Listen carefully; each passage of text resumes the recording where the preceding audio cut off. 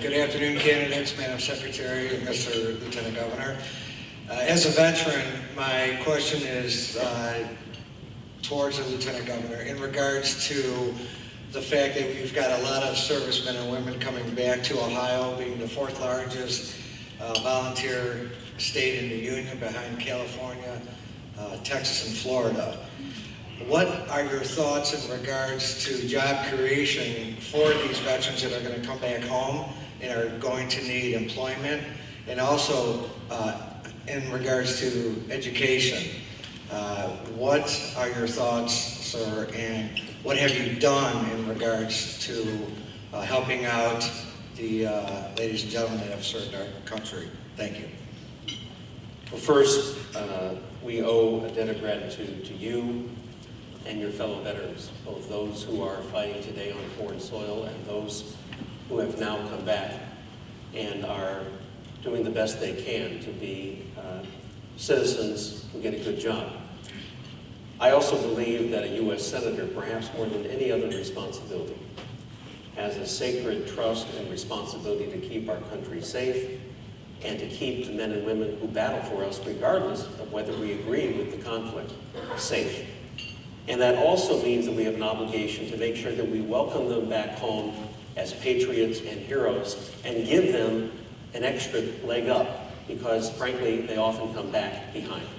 That's why Governor and I formed the first ever Ohio Department of Veterans Affairs. It's never occurred before in Ohio, but we felt they needed special attention. And I believe that federal legislation that gives tax credits to employers to hire veterans with an extra added incentive is something that we ought to do and need to do.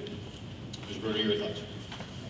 Part of the jobs plan that I have for the state of Ohio includes allowing people who are on unemployment compensation to work part-time so that their part-time wages can be subtracted from their overall unemployment benefits, extending the life of their benefits, and thereby cutting down the amount of taxpayer dollars, especially with Ohio's unemployment compensation fund being bankrupt and we borrowing from the federal government. But more importantly than that, depending upon which branch of the armed services someone comes out of, they may or may not have skills that readily translate into available jobs in the community. I've talked about task forces on worker retraining. Next question. Good or bad, right or wrong, Ohio's about to become one of the list of states that offers casino gambling like everybody else, and we're going to be offering typical product. If you're elected United States Senator, will you work with Harry Reid, if he's still there, to repeal the 1992 law that allows only Nevada to have sports gambling? That allows only Nevada to have sports gambling? Correct. Is that correct? Yes, I will do that. And, well, you can look back in history of the difficulties that have occurred when sports gambling has been uncovered. Typically, when it comes to gambling, I'm not a gambler, but I say live and let live, but something that could actually hurt an overall sporting industry is a lot different than what we have going on with casinos. Well, first, I think I'd make it a condition that that we're voting in favor, always and never against, Cleveland sports teams. But if that doesn't pass,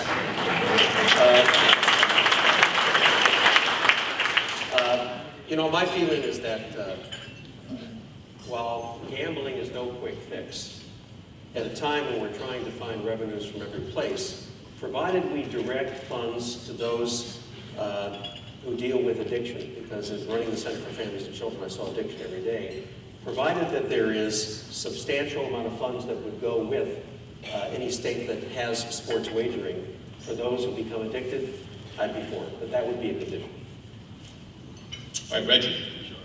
Mr. Fisher, I want to take you back to a comment that you made a few moments ago that Wall Street needs a stronger watchdog. The next key battle in Washington may very well be over Wall Street reform bill, and Senate Democrats are already sort of divided over a proposed consumer financial protection agency. Some would like to see such an agency housed within the Federal Reserve. Others are supportive of a standalone agency. We'd like to know what your thoughts are on that. Which proposal would you support and why? Reggie, I had a law professor who once said it's better to have a fence at the top of the cliff than to have an ambulance below. And the truth of the matter is that if we don't put a fence at the top of the cliff, then this economic recession could happen again. So I am completely in favor for a separate, robust financial watchdog agency, not part of the Federal Reserve, but its own agency. But that's not enough, Reggie. We also need to reinstate the rules that prevent banks from becoming too big to fail and separate the risky investment banking and trading activities of banks from the traditional commercial activities. Those two things in particular are important, and one solution won't do it. But I will tell you that deregulating Wall Street, which occurred during the 8 years of George W. Bush, is exactly the wrong way to go.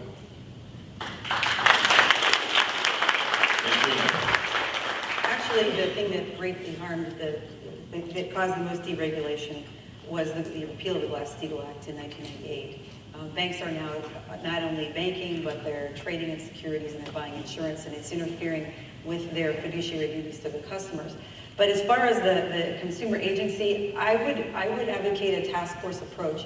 There are so many different functions in the various agencies that deal with consumers, securities, banking, that if we had a task force, it may not have to have a life that would go on forever if it could focus on cleaning up the individual regulations within those agencies so that they were dealing together and working for consumers. It would be faster too. All right, let's go back to the audience. We all know who your opponent's going to be in the fall. And as a registered Democrat and on behalf of all registered Democrats, I'd like each of you to tell us why you think you have the better chance of defeating him. Ms. Brunner.